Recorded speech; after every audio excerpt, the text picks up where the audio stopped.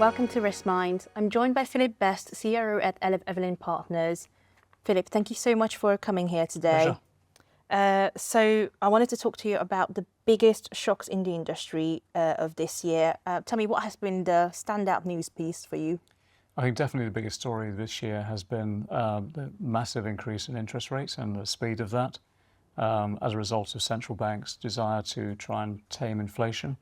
I think that led directly to the sort of mini crisis in US regional banks. So that's probably been the biggest one. Absolutely.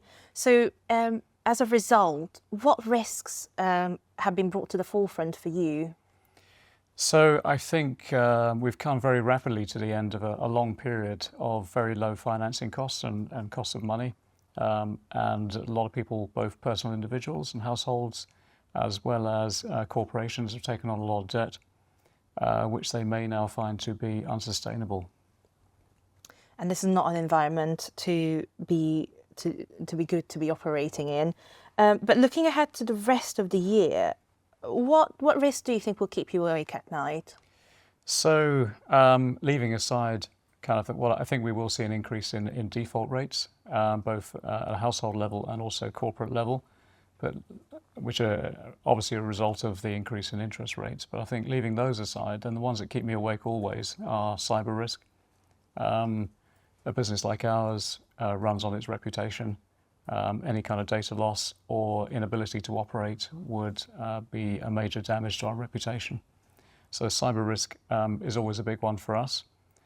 Also rogue operators internally in the business. So fraud risk inside the business is something which we haven't seen, but worries me.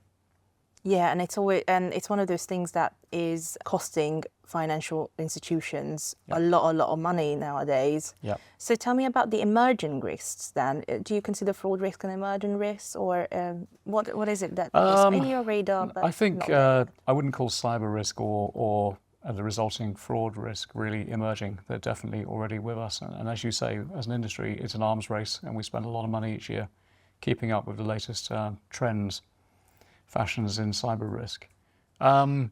Looking forward then, in terms of the emerging risks, I think back to the sort of the looming debt crisis, because I think we're just at the beginning of that at this point in time. I think the debt burden, both for households, corporates, and also governments, is going to shape the economic future for the next few years, unless we can get on top of inflation and get rates down in the near future, which I think is reasonably unlikely. Yes, absolutely. So finally, I just wanted to close on Risk Minds International. So you'll be joining us there in November. What topics are you looking forward to talk about? Yeah, actually, probably not the really technical ones. I think as a CRO, the thing we care about most is the culture of the organization. So I'm always interested in people who have a perspective on how you can change the culture. We all have operational risk functions as well. But how do you really make that effective to actually reduce the amount of operational risk inside a business? What I'd like to hear about. And finally, the ongoing regulatory challenges. Always interested to see where we think regulation is going in the future. It's always nice to connect with peers Absolutely. When you have the same things to deal with, the same challenges to address, and see what the temperature is everywhere. Yeah. All right, Philip, thank you so much for joining me today. My pleasure. Thank you.